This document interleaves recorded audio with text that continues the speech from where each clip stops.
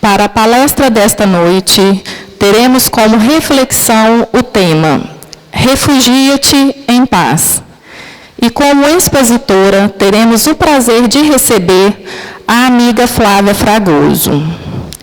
Flávia atua no ramo de turismo e é professora de línguas estrangeiras. Flávia é experiente oradora e dedicada estudiosa do Espiritismo. Portanto, seja bem-vinda, Flávia. Boa noite, pessoal. Aos visíveis e aos invisíveis. Aqueles que estão conosco e que a gente não vê, aqueles que estão conosco, mas que a gente sente. Então, eu queria dizer, e eu sempre digo isso, pode ter gente que não acredite, não tem importância, que é muito bom estar aqui. É muito bom estar aqui para a gente tirar um tempo para a gente conversar sobre coisas que realmente são importantes. Eu diria até que são as coisas mais importantes. Então, o tema de hoje, eu queria tanto arrumar isso aqui, mas parece que eu vou conseguir. Tecnologia. Ele chama-se Refugia-te em paz. Eu falo paz, mas é paz, ok? Paz com Z no final. Refugia-te em paz. Quando a gente ouve falar, todo mundo já ouviu falar nos refugiados. Todo mundo já ouviu no jornal falar dos refugiados. Os refugiados são pessoas que fogem, que buscam algum lugar que tenha segurança e proteção. Então, é isso que as pessoas que saem dos seus lugares de origem procuram quando elas vão, lógico, na maioria das vezes, buscar outros lares, outros países. Esse pedacinho que a gente vai ler está em Marcos, capítulo 6, versículo 31. E já nesse pedacinho, a gente vai se reconhecer, eu imagino. Havia muitos que iam e vinham, e não tinham tempo de comer. Haviam muitos que iam e vinham e não tinham tempo de comer. Mais ou menos parecido com a vida da gente, isso tem mais de 2000 anos. E não tinham tempo de comer. Ou sai comendo pelo meio da rua, ou põe no carro alguma coisa para comer, ou leva no ônibus, ou vai andando e vai comendo. Então, essa passagem se deu quando Jesus estava querendo pregar, ele estava querendo conversar com os discípulos, para que eles então tivessem... Não pode, né? Pode? Para que eles então tivessem entendessem que não bastava chegar lá e falar. E ele explica isso quando ele fala, através de Marcos, que Marcos anota isso, ele fala, tem muita gente indo, muita gente vindo, eles não têm tempo nem de comer, quer dizer, eles não sabem nem o que eles estão fazendo. Então, nessa hora, Jesus reúne os discípulos e diz para eles que eles têm que encontrar uma forma, um jeito de serenar a mente e o coração deles, para que eles possam orar, para que eles possam se fortalecer. Porque a gente sabe também, a gente já deve ter feito isso, eu já fiz isso, que a merecer de graça, eu convosco pedir, só as vossas mulheres, me ter flutuação em Jesus, Santa Maria, Mãe de Deus, para nós pecadores, amém. Quando é aquele negócio terço, rosário, então, aí que fica aqueles comentadores, não existe essa palavra não, né? Como é que é o nome daquele pessoal que comenta? Locutores de futebol, a gente passa na frente deles, de tanto que a gente reza rápido. Então, o que Jesus fala para eles é que eles procurassem um lugar à parte para repousar a mente e o coração. Essa frase, ela serve para nós até hoje. Até hoje a gente precisa disso. E quando Jesus fala que as pessoas que estavam lá naquela época não tinham tempo nem de comer, ele fala comida mesmo, arroz, feijão hoje em dia, né? Mas se a gente levar para um outro plano, a gente vê também que a gente não tem tempo nem de fazer isso que a gente está fazendo aqui hoje. Aí vocês falam, mas eu estou aqui hoje, ué. A gente está aqui hoje. Quantas horas tem um dia? Quantas horas tem uma semana? Quantas horas tem um mês? A gente vem aqui 1 hora. Ah, mas é o que eu consigo. O que eu consigo é o que eu priorizo. aquilo que eu dou prioridade é o que eu vou, então, colocar a minha alma naquilo. Portanto, aquela história de, eu estou sem tempo, você está sem tempo para uma coisa, duas coisas, três coisas. Porque se você quiser fazer uma coisa, você vai lá e arruma um tempo de madrugada, a hora que for. Então, é preciso que a gente comece a se desfazer dessas mentirinhas que a gente conta para a gente ficar se desculpando e até, quem sabe, se achando coitadinho nessa vida. Então, ele continua dizendo o seguinte, eu não sei o que está acontecendo, mas o negócio não quer andar. Ele continua dizendo o seguinte, todas as estradas terrestres estão cheias daqueles que vêm e vão atormentados pelos interesses imediatistas, sem encontrar tempo para receber o alimento espiritual. Essas frases aqui, algumas eu vou ler mesmo, porque é preciso que a gente veja que palavras foram usadas e o cuidado que foram colocadas essas palavras. Então, todas as estradas da Terra, do planeta que a gente vive, estão cheias de pessoas que vêm, que vão, motivadas, porém atormentadas, porque não é prazeroso, a tormenta da agonia, da desespero, da falta de ar. Então, nós vamos e voltamos atormentados pelos interesses imediatistas. Que são os interesses imediatistas? São os interesses desse mundo, da Terra, só desse plano. Mas como é que faz? A gente tem que pagar conta, a gente tem que fazer isso, a gente tem que fazer aquilo. A disciplina é o único segredo. Isso já estava lá Emmanuel falando há muito tempo, para Chico Xavier. Então, por que as coisas ficam em cima da hora? Porque a gente não se programa, porque a gente não tem disciplina, porque a gente não levanta mais cedo, porque a gente não organiza as nossas coisas, porque a gente acha que a gente tem pelo menos mais uns 120, 130 anos aqui no planeta, gozando de saúde perfeita e reclamando. Essa é a nossa ideia. A gente não tem ideia de eternidade num outro plano, não. A eternidade nossa é aqui. A gente jura que a gente vai ficar aqui para resolver todas as outras coisas. Por isso que a gente tem a coragem de postergar, de mandar para frente, de deixar para lá e deixar para frente para a gente fazer as coisas. Então, esses que somos nós, que vivemos atormentados pelas coisas imediatistas, eu quero, mas eu quero agora, eu tenho a resposta, mas é semana que vem, mas eu vou achar alguém para me dar essa resposta que eu quero, do que é só semana que vem. Isso atormenta, isso não é vida, porque no fundo a nossa fé é muito pequena. A nossa capacidade de esperar é praticamente nenhuma.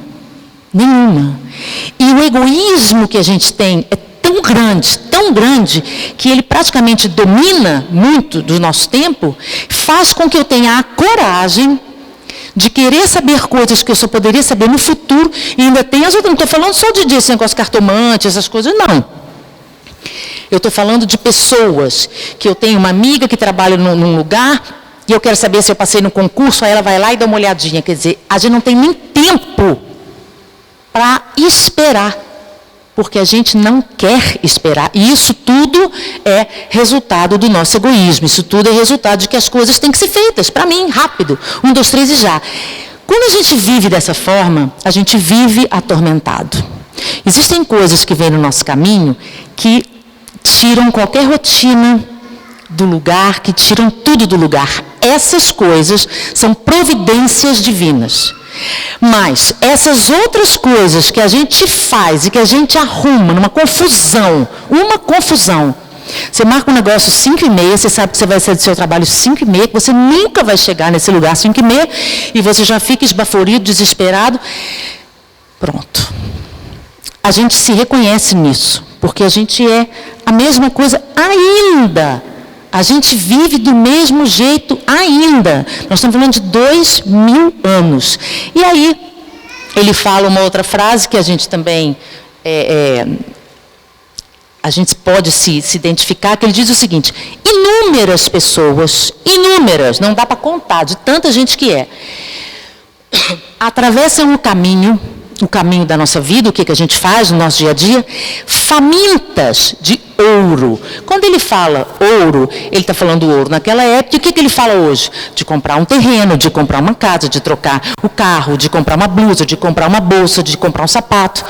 Isso não tem problema nenhum. Mas a agonia que existe nisso, você tem uma festa, mulher sabe disso, e homem também sabe, porque homem que vive com mulher sabe o inferno que é. Então, tem que ter a roupa, tem que ter o sapato, tem que ter o cabelo, tem que ter a maquiagem, tem que ter um negócio que combina com outro negócio. Está errado, não tem nada errado. Mas a agonia, o tormento que isso vira na nossa vida. E muitas das vezes, não tem medo nenhum de errar. As pessoas querem aparecer para as outras pessoas. Não é porque ela quer se sentir bem. A gente fala essa mentira, sim. Não é porque eu me sinto bem. Não, é porque ali eu sinto que eu vou ficar mais ou menos no jeito, né? Isso é o que a gente ainda se preocupa. Se a gente se arrumasse assim, igual eu estou, eu falei assim, estou me sentindo bem assim, vou assim. Guardadas as proporções de código de etiqueta e de roupa, dress code, esses negócios. Então, essas coisas, esses interesses do mundo, eles atormentam a gente. E a gente acaba cheio de desilusão. Para a gente entender o que é desilusão, a gente tem que entender o que é ilusão. Ilusão é fantasia. É maionese, né? Que a gente vai viajando. E não é realidade. A grande dificuldade nossa é viver a realidade. Porque na realidade tem tudo o que eu preciso, tudo, para vencer, primeiro lutar e vencer o bom combate, como dizia Paulo. Saulo de Tarso e depois Paulo. Porque a gente tem tanta dificuldade para viver essas coisas, porque a gente não enxerga isso que a gente está fazendo aqui, esse momento encarnatório que a gente tem, como uma oportunidade. A gente enxerga como uma vacilada de Deus violenta. Porque não é possível que tanta coisa tenha que acontecer comigo. Porque eu não sou tão ruim assim, mas também não sou tão bom, mas também não sou tão ruim. Então, essa frase é uma frase forte, mas ela é uma frase verdadeira. Muitas vezes a gente acha que Deus estava dormindo. Estou colocando Deus como uma pessoa aqui, tá? Porque a gente sabe que não é, mas só para a gente fortalecer o que a gente pensa. Que Deus estava dormindo, ou que Ele, definitivamente, nesse momento, Ele pisou na bola. Comigo ele deve ter pisado na bola, porque já aconteceu tanta coisa comigo, como que vai acontecer mais coisa? Então, esse movimento infantil e esse movimento ingrato que a gente faz, quando a gente fala isso, quando a gente pensa, graças a Deus que a gente não fala isso muito, ele faz com que eu entenda e jure por tudo que é mais sagrado que realmente eu sou um coitado. E se eu sou um coitado, eu tenho desculpa para fazer o que eu quiser. E assim a gente vai vivendo, e o tempo vai passando. Então ele fala na situação da gente procurar o ouro, ele fala na situação da gente procurar emoções fortes, novidades emocionais. Quando a gente fala de novidades emocionais, a gente fala também de que meu casamento já tem não sei quantos anos. Podia arrumar um negócio diferente, né? Podia dar uma voltinha por aí e tal. Isso é uma novidade emocional, que a gente já sabe como termina. Todo mundo machucado, todo mundo triste, uma família arrasada. Eu não tenho nada a ver com o que ninguém faz. Estou custando a dar conta de mim. Mas essa novidade que a gente busca em qualquer aspecto, seja você começando a ter idade para beber e vai na rave e fica a noite inteira lá, nem sei se chama rave mais, mas enfim, essas coisas que são abusos que a gente faz contra nós mesmos, elas não podem terminar em coisa boa. A gente pode ter o que a gente chamaria de uma chance de não ter acontecido determinada coisa comigo, mas ter acontecido com outra pessoa. Isso acontece sempre em todos os lugares, todos nós conhecemos situações assim. Então, apesar de, hoje em dia, a gente vê igreja templo, vou falar templo porque igreja não seria correto. Templo, que quer dizer uma casa espírita, uma igreja maranata, uma igreja batista, uma igreja evangélica, uma igreja católica, não sei o nome, mas um templo protestante, acho que é a igreja também que fala protestante. Enfim, nunca houve tantos templos de pedra para manifestar a religiosidade. Outro dia a gente falou aqui sobre a questão da religiosidade. Eu manifesto, eu atuo de acordo com a minha religiosidade. Religião é uma coisa que é criada pelo homem, que, todo mundo já sabe, vem do latim religare. É uma forma que se encontrou de fazer com que o homem tivesse acesso a Deus. E antigamente era muito pior, porque antigamente você tinha que pagar, se você fosse pobre, você não tinha acesso a Deus nenhum e nada. Enquanto isso, os outros ricos compravam terras e mais terras e mais terras no céu. Enfim, essas manifestações de religiosidade, elas não têm a ver necessariamente com o meu avanço, a minha busca espiritual. Não tem a ver necessariamente. Eu posso fazer uma palestra ótima, posso ser uma boa de uma bisca, que falo muito bem, eu falo muito mal, mas que não vivo nada ou não tento viver nada do que a gente traz aqui. Como pode acontecer com um padre, como pode acontecer com um pastor, porque somos todos seres humanos. O que a gente devia se preocupar? A gente devia se preocupar com a nossa evolução. E aí a gente volta naquela frase que eu falei antes, que aqui na realidade a gente tem todo o material para a gente evoluir. Aí a gente fala assim, mas isso acontece comigo, com fulano não acontece nada disso. Porque aquilo eu que preciso, não é ele, não é ela. O que vem para mim é uma chance que eu estou tendo de rever o meu comportamento, de rever o meu impulso. Porque isso, gente, esses defeitos que a gente tem, eles já vêm de séculos e séculos e séculos. É difícil da gente mexer neles a ponto de ficar livre deles. Aí a gente pergunta assim, mas quer dizer então que não tem jeito? Tem jeito sim, mas a gente tem que começar. E esse começar significa que um dia eu consigo, no outro eu não consigo. Com fulano eu consigo, com ciclano não consigo. E isso não tem a ver com as pessoas, isso tem a ver comigo. Isso tem a ver com a minha capacidade de me sentir igual, repara só, as outras pessoas. Porque tem umas pessoas que a gente fala assim, não, com fulano não, fulano é muito metido, muito nojento. Não dá nem para chegar perto de fulano. Muito provavelmente a má notícia é que a gente deve estar morrendo de inveja do fulano. Então eu não tenho nada que ver com fulano. Eu tenho que ver com a minha inveja. Eu tenho que trabalhar essa inveja. Por que eu tenho inveja? Porque fulano tem isso, tem aquilo, aquilo outro. Mas por quê? Da onde que vem isso? Qual é a minha sensação de diferença? Qual é a minha sensação de ingratidão que não me deixa ver todas as coisas que eu tenho? Inclusive um sangue que pulsa, um coração que pulsa dentro do meu corpo. Tem gente que nesse instante está se despedindo dessa oportunidade de vida e a gente está aqui. E a gente está aqui. Porque ainda tem alguma coisa para a gente fazer. Há um tempo atrás, não vou entrar muito nesse assunto, mas eu fiz um estudo sobre pena de morte, eu achei muito interessante. E foi dito o seguinte, a partir do momento, olha que interessante, que alguém é cortado, que a pena de morte você vai ser executado, você vai para a cadeira elétrica, enfim, vai acontecer alguma coisa com você.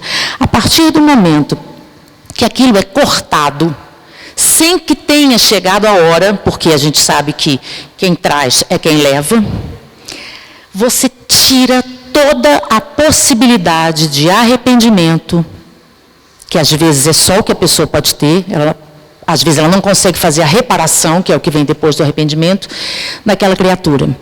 E tem gente que se arrepende no último minuto, mas se arrepende de verdade. Diferente de nós, que às vezes a gente fica se arrependendo por aí, mas não está arrependendo coisa nenhuma. Então a gente não é ninguém para julgar nada, e nem em lugar nenhum, mas é o que a gente faz. E o que a espiritualidade traz para a gente é que hoje o número de almas atormentadas é muito grande, é enorme. Ah, mas é porque as trevas, a treva mora em mim. A luz mora em mim e a treva mora em mim. Não adianta achar que vai vir uma treva. Eu sou a própria treva quando eu quero. Eu sou a própria luz quando eu quero. Então a gente não tem mais condição de ficar inventando essas coisas para a gente. Se o meu pensamento está indo por um caminho que é ruim, está indo por um caminho que não é um caminho bom, eu sei discernir. Mas tem que ter uma força de vontade danada. Para isso que eu estou aqui. Para isso que eu estou aqui. Mas aí o que eu penso? Eu penso que eu tenho mais 120 anos aqui, então não preciso fazer nada hoje. Mês que vem ou daqui tantos meses eu faço. E por mais que a nossa vida tenha sido facilitada por todas as situações de máquinas, né? A gente tem máquina de lavar, não precisa descer no rio mais para lavar roupa. Tem máquina de lavar. Eu não sei se vocês repararam o pavor que dá da gente ficar sozinho com a gente mesmo. Você já liga uma televisão, você já pega um telefone, você já vai para... É um pavor. Porque nesse momento que eu estou sozinha que eu diga sem fazer nada, não vale televisão. Não vale televisão. Não vale rede social. Sozinha mesmo. Começa a me dar um incômodo de mim. Uma vontade... É claro que eu gosto de ficar sozinha, sem ninguém na minha casa. Mas, normalmente, eu não estou sem fazer nada. Eu invento um negócio que eu quero fazer sozinha, sem ninguém me aborrecer. Percebe a diferença? A diferença é muito grande, porque existe dentro de nós sentimentos de séculos e séculos e séculos. E esses sentimentos é que me fazem agir. Eles vão se transformar em pensamentos e esses pensamentos podem vir a se transformar em atitudes. Aí que fica ruim para o nosso lado. Aí que a coisa fica feia. Então, quando a gente entende que a gente tem entre nós uma oportunidade de fazer diferente. Mas eu não sei como é que eu fiz. Claro que a gente sabe. Olha como que a gente é, que você vai saber o que a gente foi. Olha o que você sente, olha os impulsos que a gente tem, olha os pensamentos que a gente tem. No terceiro livro dos Espíritos, das leis, tem uma lei chamada Lei da Destruição. E Kardec faz a pergunta para os Espíritos e os Espíritos respondem, então, que a Lei da Destruição é uma lei natural, que nós não temos capacidade intelectual. Ele não fala essa palavra, mas eu vou falar porque é isso mesmo. A gente não tem condição intelectual de entender. Então, muitas vezes acontece de uma cidade inteira ser dizimada, um terremoto acontecer e aquela coisa trágica, muitas vidas se perdem. Nós não temos condição de entender que isto é uma renovação. Isso quem fala são os Espíritos. Que nós não temos condições de entender que isso é uma renovação.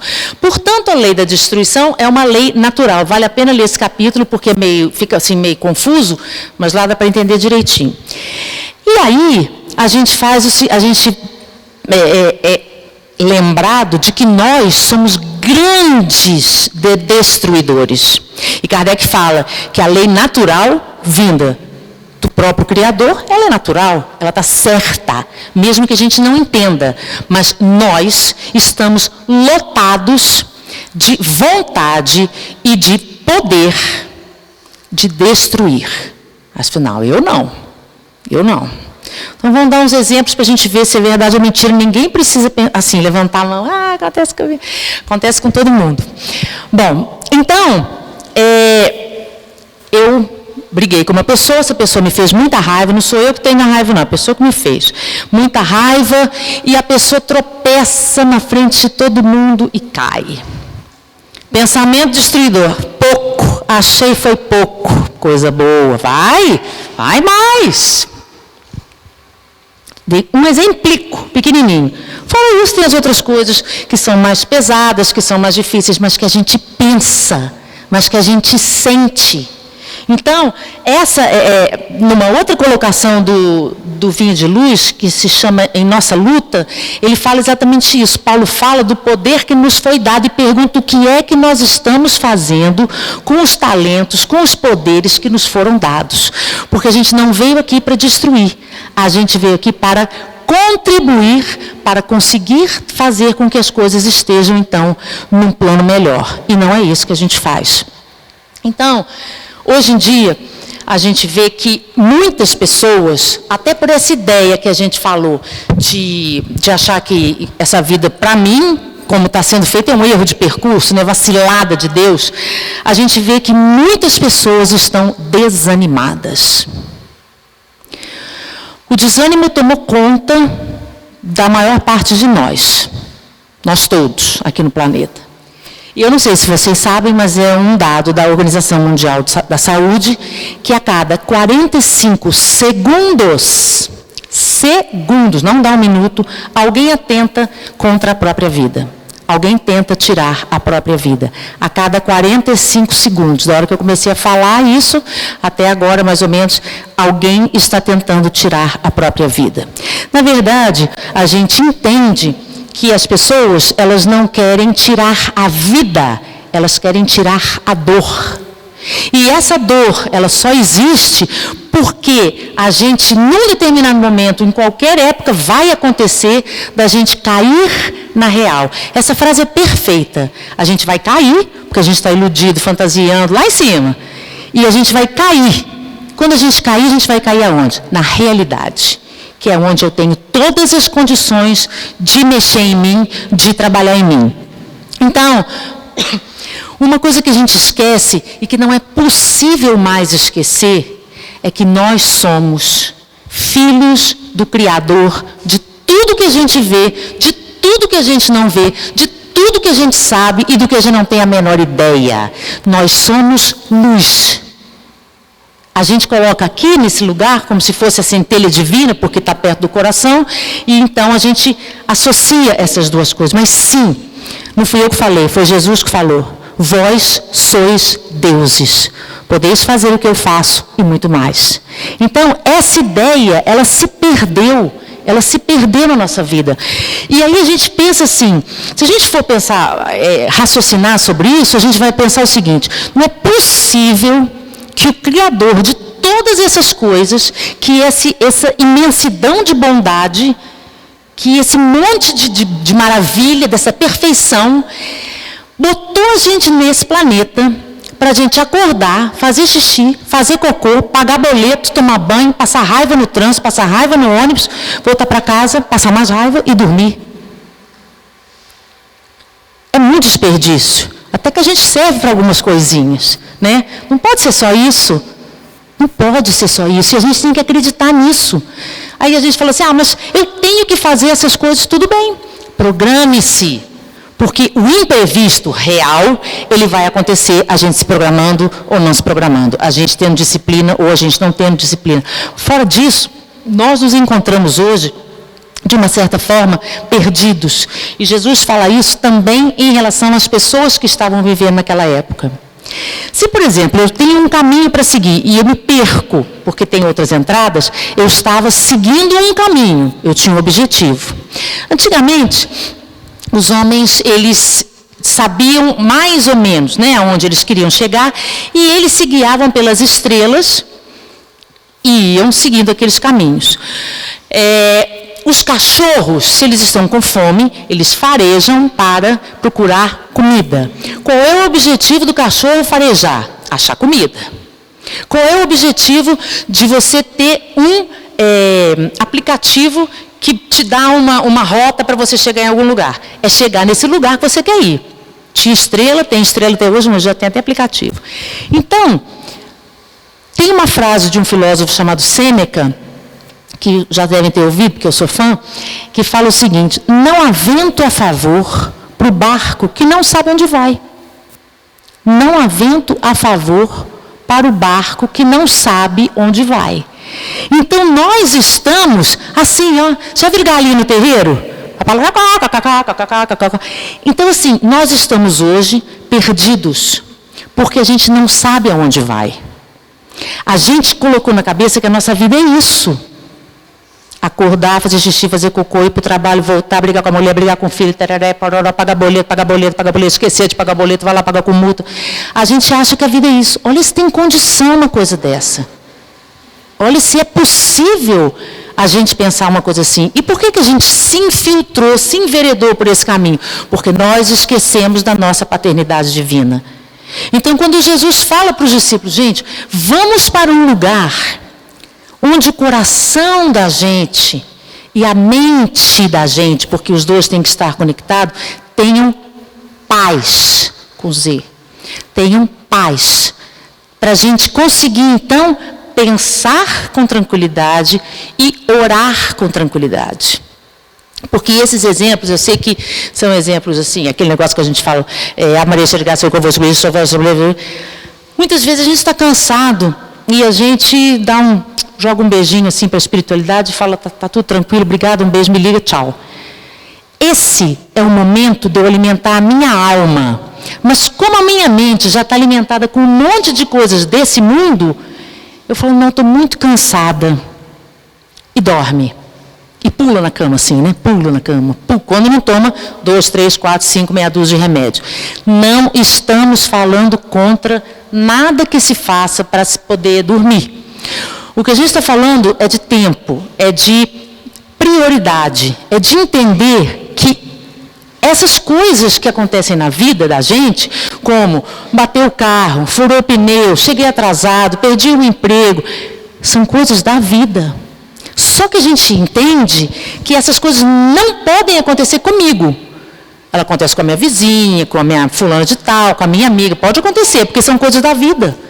Mas como eu tenho a impressão de que a minha vida foi meio bagunçada, que o pessoal lá de cima estava dormindo, essas coisas não podem acontecer comigo. Então isso é de uma infantilidade, e como a gente já falou, a infantilidade faz com que a gente se desculpe de tudo, né? Essa manha, né, que a gente tem, faz com que a gente se desculpe de tudo. A gente não consegue evoluir dessa forma. A gente consegue evoluir quando fala, nossa, estou sendo ridículo de fazer isso. Eu vou ter que pedir desculpa, ou então vou ter que pelo menos parar de fazer. Porque isso, de tudo que eu sei, de tudo que eu já li, de tudo que isso não se faz, isso não é legal. Não estou falando nem de coisas sérias, estou falando de bobaginha de comportamento do dia a dia que a gente faz. Então, lembrando que nós estamos aqui porque quando a gente fala aquela frase, em nossa luta, que é a frase que eu falei para vocês que tem no Vinho de Luz, acho que a lição 32, mas eu não sei, mas está lá escrito em nossa luta. Repara que ninguém perguntou para a gente assim, falou assim, gente, o dia que vocês tiverem que lutar, façam isso assim, assim, assim, assim, assim. O dia que vocês tiverem dificuldade. Não, a frase é em nossa luta, porque é para isso que a gente está aqui. A gente está aqui, querendo ou não querendo, gostando ou não gostando, achando justo, achando injusto. A gente está aqui para combater as minhas más tendências. Então, eu tenho o equilíbrio. Eu não tenho não, mas existe, vamos botar assim que fica melhor. O equilíbrio. Em determinados momentos, eu estou pendendo para o lado mal e, em outros momentos, eu estou pendendo para o lado bom. O lado mal e o lado bom de quem? Da vida? Não, meu. Que é aquilo que eu já falei também um monte de vezes, desculpa quem já ouviu, do desenho animado, que tem o diabinho e que tem o anjinho, que fala, faz isso, não faz isso, não faz isso não. Isso é o dia inteiro. E aí a gente chama isso de treva, de espírito, como é que fala? É espírito obsessor. Obsessor é a gente que não dá sossego para o povo lá de cima. Então, a minha mente, ela é dominada por mim. Não sei se vocês sabiam disso. Quem domina a minha mente sou eu, quem domina a sua é você. A gente sabe que existem momentos que a gente dá aquela variada, fica triste, chateado e tal, mas se eu deixar, o negócio vai. E vai mesmo. E aí, a hora que a gente cai na realidade, é um choque muito grande. Então a gente tem que entender que a gente não pode ficar fazendo essas viagens que a gente anda fazendo, não. Porque a gente vai cair do cavalo e vai ser muito ruim. É a realidade, é o que é real, é o que existe, é o que é fato. É isso que eu vim aqui fazer. Conviver com essas coisas e tirar de mim uma forma melhor de lidar com isso e de conviver com as outras pessoas. Porque a gente sabe que nós não temos nenhum defeito. Todas as outras pessoas que nos perturbam e que irritam a gente e tal. Tem uma frase que eu gostei muito, claro, né? Porque tem a ver comigo também, que fala o seguinte: a nossa intolerância, ela é cristalizada. Só com prego e com martelo para tirar ela. Ela está cristalizada em nós.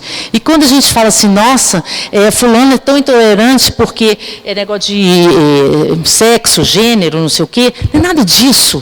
Eu não tolero nada. Eu não tolero que uma coisa dê errado, eu não tolero que alguém atrase, eu não tolero nada. Se a gente for ser verdadeiro com a gente mesmo, eu não tolero nenhuma frustração. E hoje, olha que a gente apanhou, hein? Eu apanhei, vocês devem ter apanhado também um corinho de chinelinho, qualquer coisa assim. Hoje que as crianças não apanham mais e mandam nas casas, nem sei o que vai virar. Nem sei o que vai virar. Porque hoje ninguém tolera nada. A gente que apanhou, levou um couro lá atrás, que tinha uma vida, certo ou errada, não interessa, a vida que os nossos pais puderam dar para nós, a gente é isso que a gente é ainda. Como que eu vou querer que o meu coração tenha paz se eu tenho 50 coisas para fazer hoje? Como que isso vai ser possível? Se eu me organizar. Aí você fala assim, não, então um dia tem que ter 25 horas. Então você está errado, você marcou 25 horas para um dia que só tem 24, o erro é seu. Essas coisas fazem com que a gente viva mais leve. Essas coisas fazem com que a gente veja o real interesse e a importância do nosso real interesse. Não posso atender fulano, porque fulano é meu cliente. Se ele é seu cliente, ele vai esperar até amanhã. E vai ser bem recebido, e vai ser bem atendido, e você vai ficar feliz. Isso é um exercício que a gente tem que fazer, porque a gente virou uma confusão, a gente virou um rolo, uma bagunça. Então, quando a gente pensa assim, meu Deus, mas eu tenho isso, aquilo outro, de verdade, a gente pensa e sente isso. O que está faltando? Está faltando paz. Eu não vou conseguir viver nesse mundo sem me aborrecer. E a gente acha que paz é isso. A gente acha que paz, principalmente quem tem filho, quem tem neto não acha isso. Principalmente quem tem filho, é você ficar quieta dentro de casa, os meninos dormindo, e sem nem respirar, para não dar trabalho. Isso não é paz. É quando o patrão falta. Isso não é paz. Isso é intolerância minha, para lidar com o óbvio, o dia a dia, a realidade, o comum. Então, a gente hoje, que a gente tem a oportunidade de escutar sobre isso, né? de falar sobre isso. É interessante que a gente pegue uma frase de Paulo que diz o seguinte: é preciso que a gente tome cuidado com o uso dos nossos poderes. Nós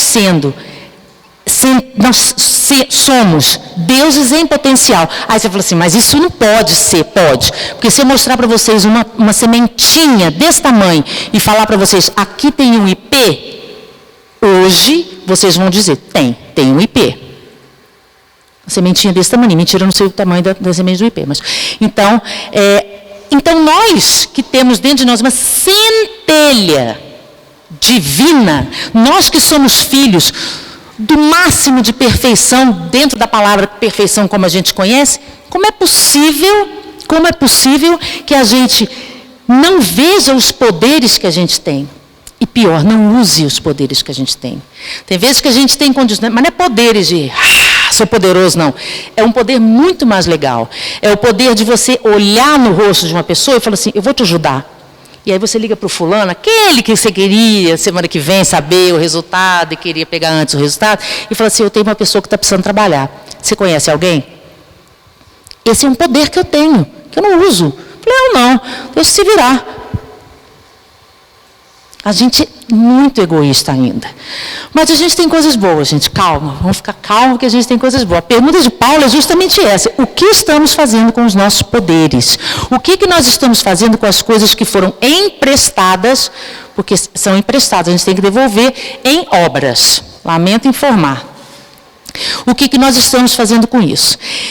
E Paulo de Tarso, Na verdade, Saulo, quando ele era Saulo, quando ele não era Paulo ainda, ele perseguia os cristãos. Mas ele tinha certeza absoluta, pelo conhecimento que ele tinha, que o que ele estava fazendo era certo. Ele não fez porque ele era ruim. Não, ele fez porque dentro do que ele acreditava, dentro da religião dele, aquilo era o correto a fazer. Vamos perseguir, acabar com essa tal de cristandade que não quer ninguém aqui. E aí ele repara, depois do encontro com Jesus, e eu sei que muitas vezes a gente fala, mas ele encontrou Jesus, né? Ouviu a voz de Jesus. Se Jesus tivesse chegado para mim, ia perder o tempo dele, porque a gente não ia fazer igual Paulo. Então não adianta nem falar essa coisa, que é mentira.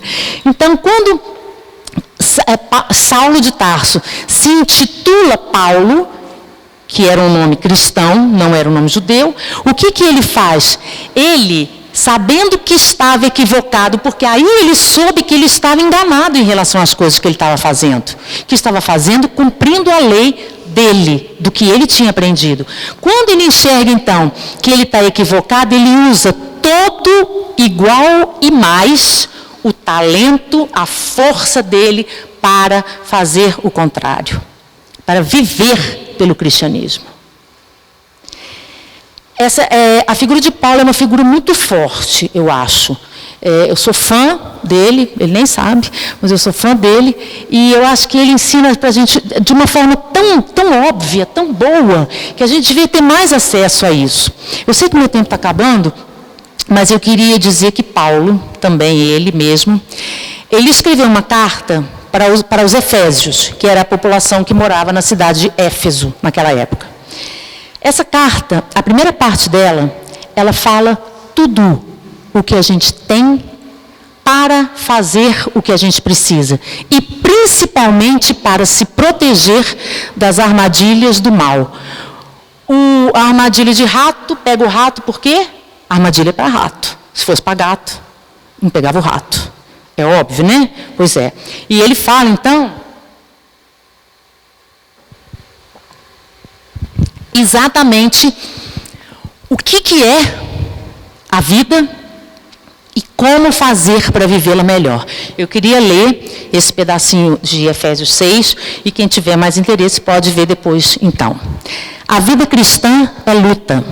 Ademais, fortaleçam-se no Senhor e na força do seu poder. A nossa luta, de fato, não é contra homens de carne e osso, mas contra os principados e as autoridades, contra os dominadores desse mundo de trevas, contra os espíritos do mal que habitam as regiões celestes. Nós não somos só espíritos do mal, nós temos o mal dentro de nós, mas existem os espíritos que optaram por uma outra vertente. Então ele fala, a nossa luta não é contra homens de carne e osso, mas contra os espíritos do mal que habitam as regiões celestes, que habitam em todos os lugares. Eu estou indo. Por isso, vistam a armadura de Deus. Olha que interessante. Ele falava isso como se estivesse falando para um exército, para um soldado. Vistam a armadura de Deus para que no dia mau vocês possam resistir e permanecer firmes, superando todas as provas. O que ele fala para a gente? Vai ter dia mau. E é preciso que vocês agarrem no Pai de vocês, no Pai que deu tudo que a gente tem. E ele fala, estejam, portanto, ele repete, bem firmes, cingidos e amarrados, com o cinturão da verdade, vestidos com a couraça da justiça, com a sensação de que eu estou fazendo o que eu tenho que fazer, os pés calçados com cuidado, para propagar o evangelho da paz. Como é que eu propago o evangelho da paz? Através das minhas atitudes. Porque a gente sabe que a gente vai pisar cobras e víboras. Elas se arrastam e não fazem barulho. Tenham sempre na mão, isso que é dureza, o escudo da fé. A fé impede que o mal chegue até nós. Tenham sempre na mão o escudo da fé. E assim, com esse escudo da fé, a gente vai poder apagar as flechas de fogo do maligno. Quando ele fala maligno, não é o diabo, não é o demônio, é nada disso. É simplesmente o mal. O mal provocado, incitado ou trazido até nós. Então, quando ele fala, tenham na mão o escudo da fé, porque o escudo da fé vai fazer com que essas flechas batam e voltem. Coloquem o capacete da salvação e peguem a espada do Espírito, que é a palavra de Deus. Então, para mim, isso é um resumo de como a coisa realmente tem dificuldades e do que a gente tem que fazer. Se armar como um soldado do bem e ir à luta, porque a vida é isso. Muito obrigada, que Jesus nos proteja.